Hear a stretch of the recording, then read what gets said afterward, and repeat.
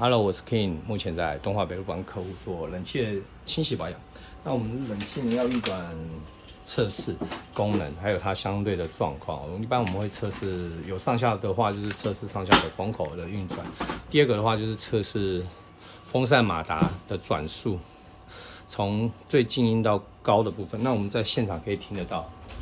这个有一个异常的声音哦，那我们把这目前风速是最强的部分，那我们把它调到最弱的部分，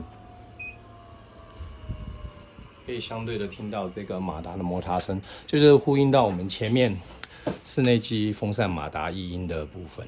那这个在睡觉的时候，夜深人静的时候就会比较吵一点。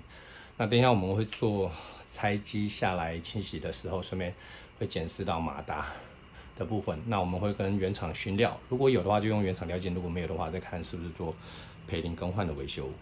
以上就是风扇马达异音的实际案例。